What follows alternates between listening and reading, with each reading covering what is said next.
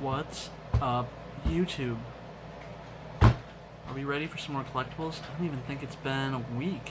I think maybe more because I don't want more time to elapse and make it feel even longer between stuff. So I'd rather have a shorter period than a longer period. Rant over.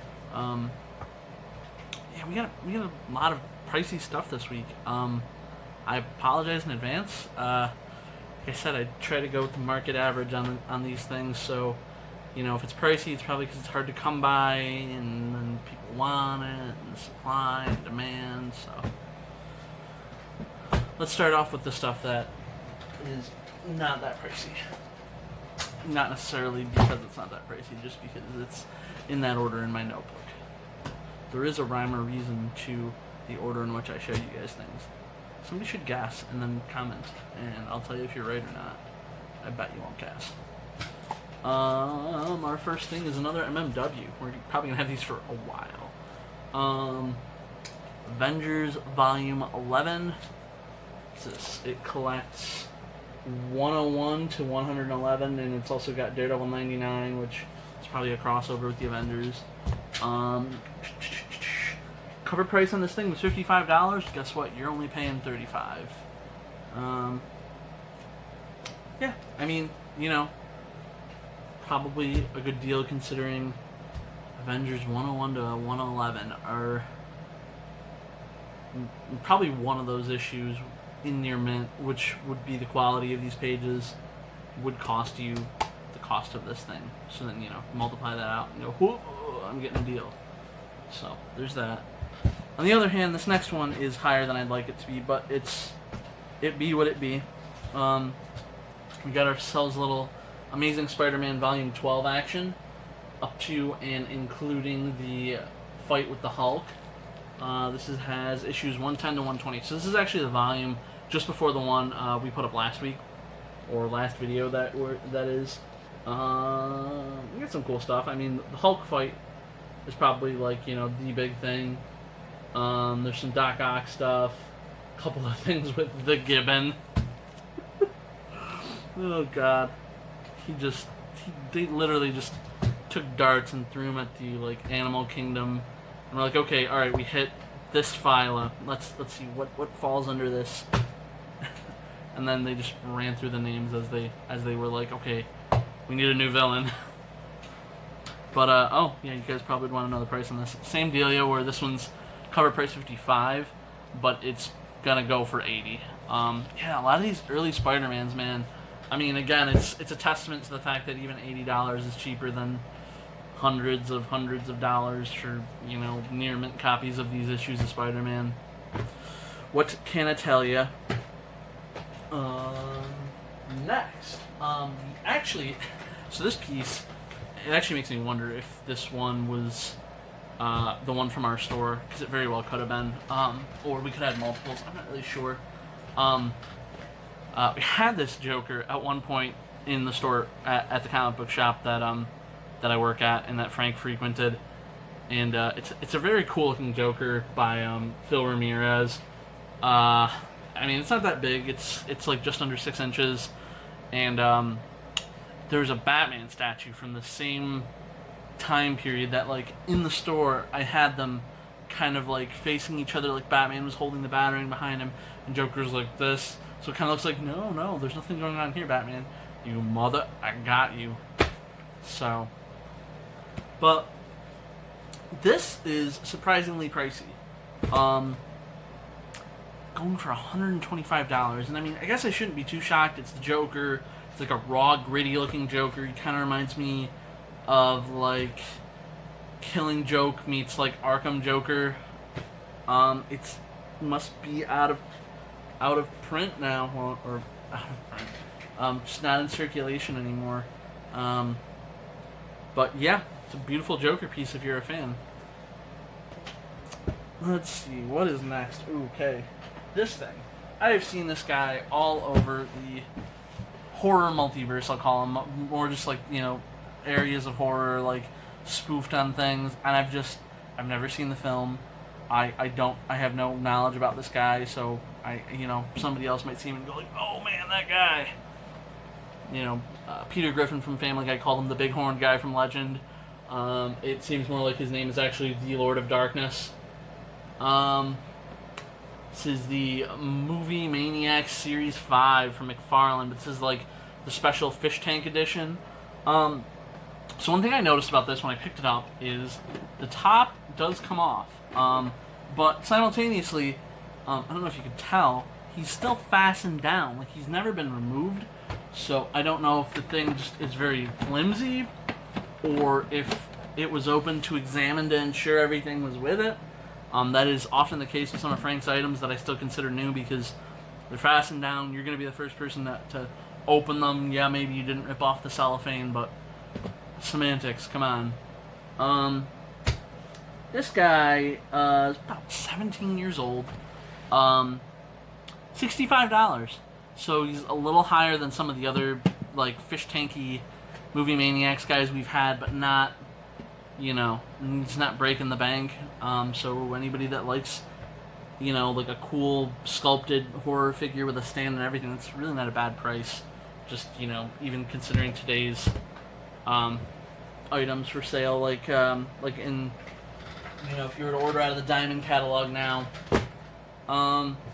Next piece, an Ultimate NECA. Does it look familiar? Yeah, it's not Halloween 3. I know you guys out there always chomping at the bit for Halloween 3 stuff, but I'm sure I'll find it sooner or later. I'd be shocked if Frank didn't have Halloween 3 stuff, but it's a Halloween 2 Michael Myers. He's, ready, raring to go after his not quite win in the first movie. It's an Ultimate NECA. I couldn't find a date for this thing, but the Ultimate NECAs aren't that old. And it's probably reflected in his price because this is only going to go for $30.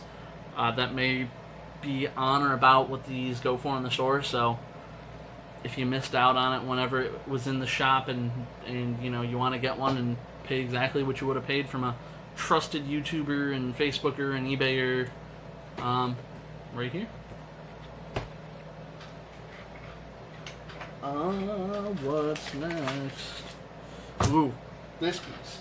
This piece is a piece after my own heart because I actually own the same piece, and mine's signed. And I actually I took it to New York Comic Con with me, and I got him to sign it. And I'm sure if Frank had been in any shape to, Bruce Campbell came to our area where I live about a year ago. Ooh, hold on a second. Come on, buddy. Come on, get out of here. Kitty decided he wanted to shove the laptop out of the way. Where were we? If Frank had been in any shape, he probably would have gone to see our friend Bruce Campbell from the Evil Dead. Ash versus the Evil Dead specifically is this figure. Loved this show. This was such a great show. It should have gone on longer.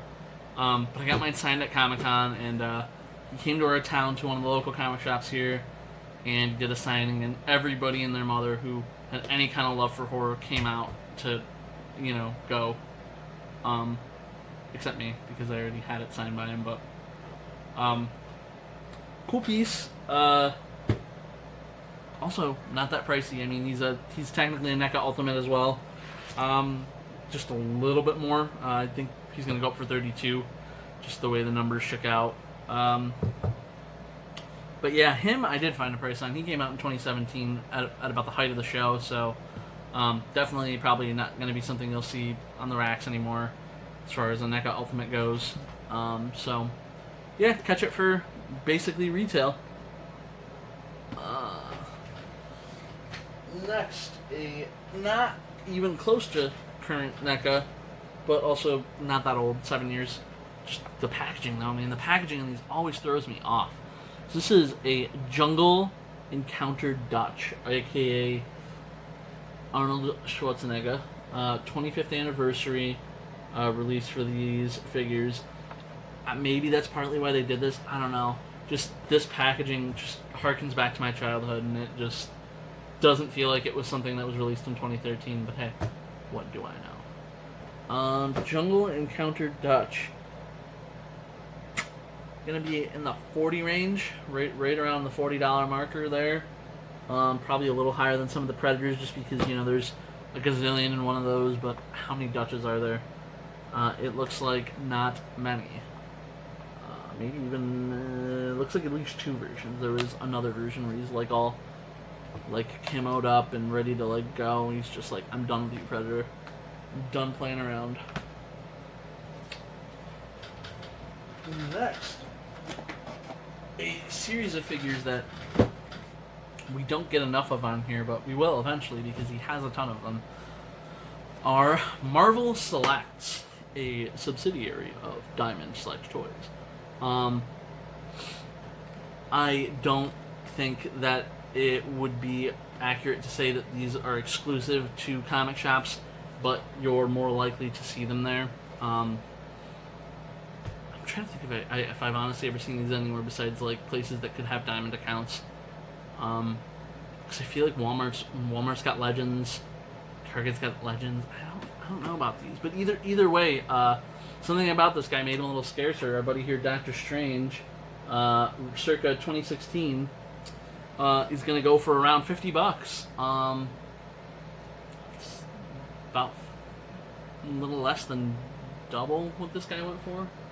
And I mean, these pieces are beautiful. They come with beautiful stands. Looks like in the background you've got like the part of the building that like lets you know that he's in the Sanctum Sanctorum in New York and not like somewhere else. He's got a handful of interchangeable hands. He's got like at least one hand of like magic disc. It looks pretty solid. But yeah, right around 50 is this boyo. Oh, this next one is kind of cool if I can find it. There it be. This next one is for you Star Trek fans out there. This is the sign that you really don't care what your neighbors, your mailman, or anybody thinks. You're a fan, just accept it. And they shall accept it with a Star Trek door chime. So this would like go on the outside of your door, and you'd set it up to be able to basically, be like a doorbell, make sounds when the door opens, stuff like that. It's pretty solid. Not my cup of tea, but pretty cool for if I were a Star Trek fan. Price-wise, this one was a little weird. The low for a used one was about $33, and high brand new was $112. So $70, right at $70. We're gonna let this thing go for. But yeah, pretty straightforward. I've always been a fan of this like Think Geek stuff. Whether or not I've had the disposable income to go out and buy a bunch of, random home knickknacks that are replicas of things that I have in non-geek forms is another story. But then again, who does? Next. Oh, this piece. I've been waiting for something cool like this, like a replica of some sort. And here comes the first one. Oh. Got ourselves an honest to goodness Freddy glove. Still brand new, still little styrofoam thingies there holding on the butter knives. The claws. It's a 1-to-1 replica. It's not a toy. It is a NECA piece, which I, got to learn as I was profiling on this thing that NECA does with replicas, apparently. Obviously not as prevalent as their action figures. But, real solid, real cool for anybody who's looking to do a cosplay. Just want, like, a piece to make yourself feel like you're Freddy. I am just noticing as I look at this now, the bottom seal is broken. I have not removed this from the box, but my guess is it was just, as per usual, just to ensure that everything is here, things like that. Top seal is still good. That's why I didn't actually think it had been opened yet, but this guy is going for it was 60 for pre-owned low and 147 high for brand new. Right at the 100 marker. Seems like a fair price. Moving on from the Demon of Night on Elm Street, something a little bit more lighthearted. The monster that we all wish was our neighbor, Herman Munster. From our friends at Mobius, a little model kit action. And if you're just like wondering, is it his face? No, it's him. It's a 1/9 scale model of him. I believe it comes with the table. Everything included in this top half is what's included, and there's these other ones, which probably means you'll see those on the channel sooner or later. But yeah, it's pretty solid piece. You know, nice little dealio if you're a Munsters fan. Not breaking the bank as far as kits go. It's a $60 kit. I mean, I've seen unlicensed item kits go for higher than that, so take it. Oh man, what is next? Oh, this one. This is not price-wise, but this is like the crown jewel of the day. I don't think to date I've sold anything on the channel signed. And as a retailer in the collectible industry, I've always had reservations about signed things. Not because I don't believe that they're signed, but for me personally, signed things are half the signature and the other half the experience. You're there, you're meeting the person, you're conversing with them. The signature is the memory. So when you buy a signature that like means nothing to you or that you weren't part of getting, it's, to me, hard to justify. Except when the person is either deceased or hard to get.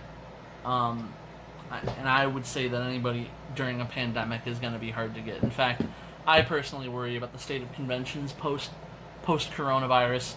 I feel like selfies and things are going to be a thing of the past, which is one of my favorite parts of meeting a celebrity. Boy, you were really angling to be a star today, huh, Chance? This is Chance, for anybody who's never seen him. He's a cute boy, but he's inquisitive, right? You go. Get your snack after.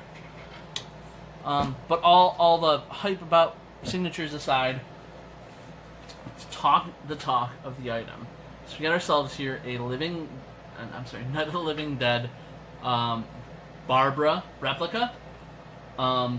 I won't lie, the box is a little dinged up. It's got a couple of dings here or there. The figure doesn't look like it's too new. I do think at one point she was opened to observe. It's hard to tell looking at it when you open the box, just looking at her. But I couldn't say for sure. But the real eye catcher in there is a signature from Barbra herself. And at first when I saw this box, my brain assumed automatically that it was a sideshow, but it's not. It is a 50-50 endeavor of Amok Time and executive replicas. Amok Time, we had one item from in the past, so I'll give you guys a quick refresher. They're a comic collectible store out of Long Island, New York. They were in Levittown when I lived in Long Island, but I believe they've moved to Hicksville. But they're a very ambitious shop. They're great guys. Love them. If they ever see this, you guys treated me right when I was a subscriber there. But they went into business making some of their own figures, or commissioning their own figures. And we sold a Return of the Living Dead Tarman on here before. Because these things are, going to be smaller runs because they're their own imprint, a lot of the times they run higher price-wise. The Tarman was an action figure and sold for $80, I think. I leaned on the lower side for her only because of the fact that I can't 100% confirm whether or not she's been opened or not. And then I had to do a little bit of research to factor for the signature because, again, signatures now are going to be a harder animal to come by, I feel like, or the ones you get will be like mail order ones, like when you buy a comic pre-signed. I don't think that's something that you can do as readily with figures. And yeah, and the other half of this endeavor, like I said, was executive replicas, which we We had a piece from last week. We had Betty Page, a Hot Toys adjacent, replica making company. So I would hazard a guess that Amok Time commissioned the figure and executive replicas used their tact to make it happen. Price wise, though, she's going to go for $150. I've had sideshows go up for less than that weren't signed. But again, I try to keep all the factors under consideration. I think this is a great piece. I think the fact that it's signed by her is great. I think the signature was generic too, so one doesn't necessarily have to worry about the fact that it was personalized to somebody else, because that sometimes hampers people's desire to buy signed stuff. But I think this is great. I think this is, again, like I said, the crown jewel of the day. Even if not so price-wise, just in what it is. But I'll stop gushing about that and I'll move on to something else. I actually grabbed this and another statue today, just out of symmetry, and it's crazy the difference in price on them. But I'm not doing them at the same time. You'll see the other one a little later. But so we got a Catwoman statue, designed by Art Germ Lau. Great artist, love Art Germ. If you've seen any of the painted cardstock DC variants over the last year or so, a lot of those are Art Germs. If I ever bag and board my books, I will show you some Art Germs, because I've gotten a couple of those variants. There's some other cool ones offered on the back. Looks like, a Black Canary and a Belize, who's a Red Lantern. Beautiful piece. Stands at 9.5 inches high is what it reads on the side. It probably looks something like that. It is in the DC CoverGirl series of figures. It is numbered too. It is 2,223 of 5,200. Because, new 52.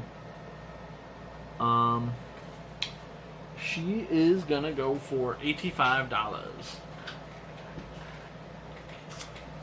And I will, if it doesn't become obvious later on, I will point out the figure that was supposed to be her foil in a little bit, because it's not another Catwoman. Next, we get some Corpse Bride stuff at one point. It went. Tim Burton is godly, so the things that he touches are similar. This is a little 7-piece set of the Land of the Dead from the Corpse Bride. It's a little set of figures. You get the bride and you get probably what's her wedding party. Not as pricey as the doll we had, the actual Corpse Bride, when we had her. The set is gonna run $60. And it also comes from our friends at McFarlane. It's getting harder and harder to give you guys cool deets about these companies, because they're all the same. There's a lot of repetition.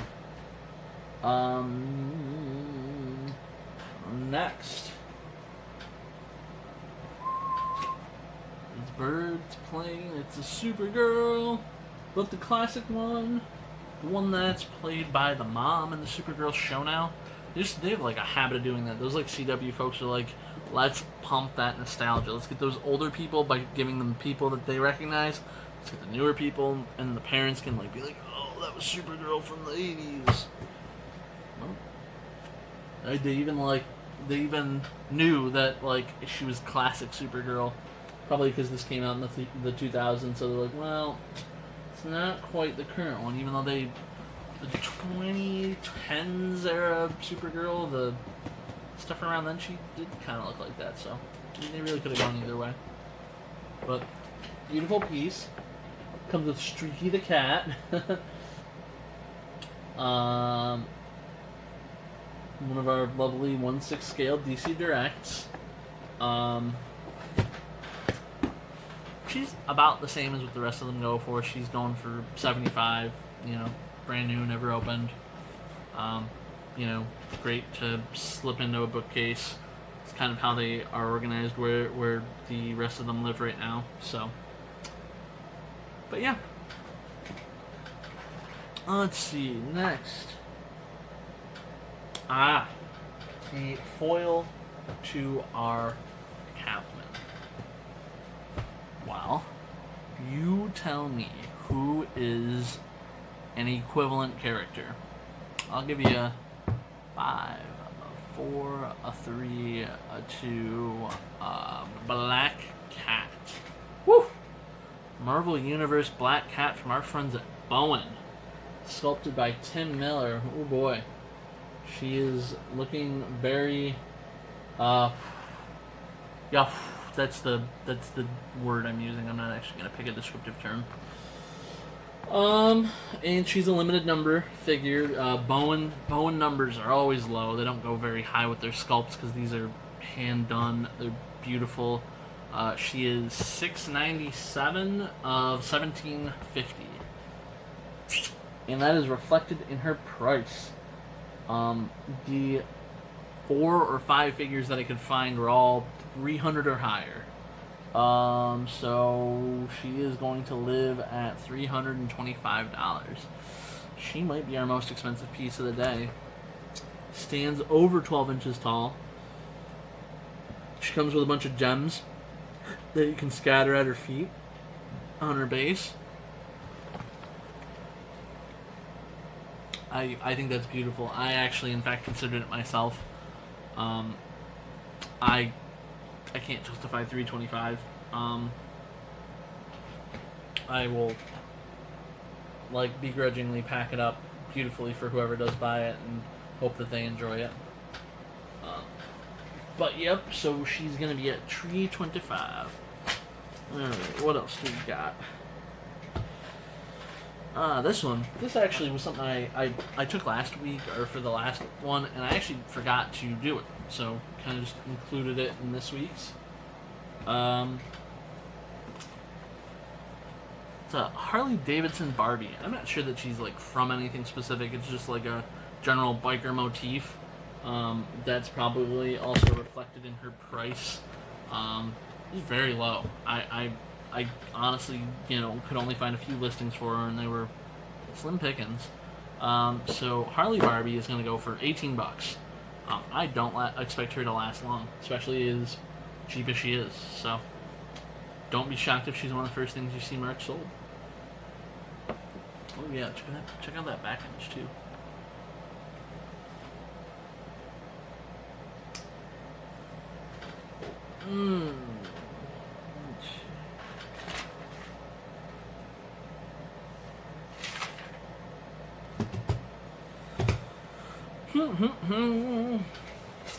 Our next pieces are from our friends at Artifacts Kotobukiya, which every week seems to bring us better and better looking stuff. I think this is the best looking box I've seen from them in a little while. Seal is broken, which means he's been checked to ensure he's got all his pieces, especially for these Kotobukiyas. I don't blame them. But this is the Alien Xenomorph Big Chat. And he's got a little wall base thing that clicks together. 6 base panels, so that might have been part of the concern in making sure those are all there. If one were ever to decide to display them. It's pre-painted too, so you don't have to worry about doing any of that work unless you decide you want to make him some funky other color. He's about 4 years old, so he's definitely gonna be in the harder to come by market. And oh boy, yeah, that's why I forgot how much he was. The low was 160, the high was 180. So I think right there at the 170 marker is average, right? Fair is fair. Yeah, beautiful piece though. I can only imagine how he looks put together.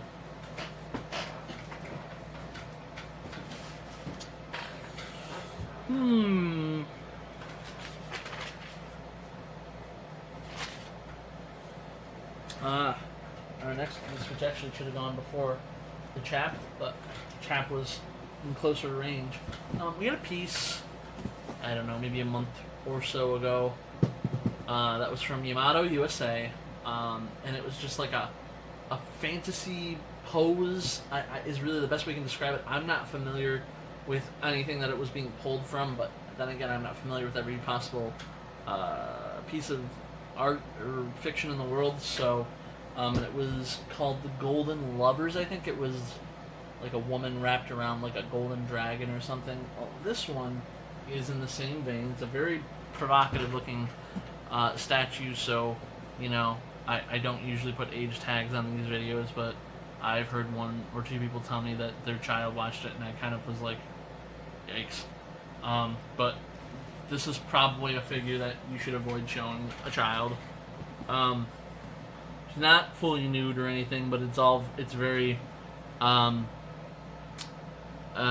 implied, I guess is the best word. She looks like like Asian witchblade on a throne, and the throne is like a I don't even know how to describe it, like an Egyptian scarab monster looking thing. It's what the thing would look like put together. But the name of the figure was the Sacrifice.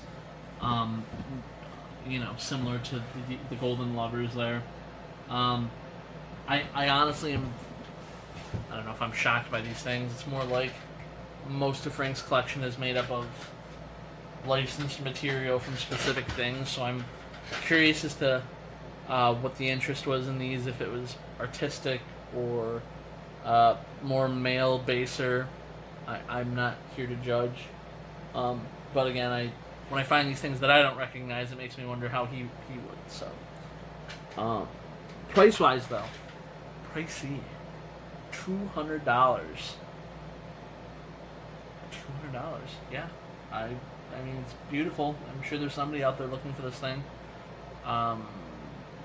Sorry for the price. What do we got left? We got two more things.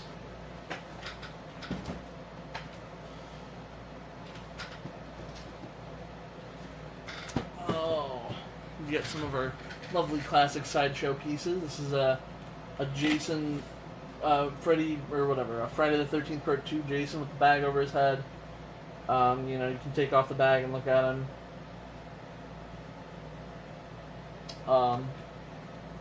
There's that.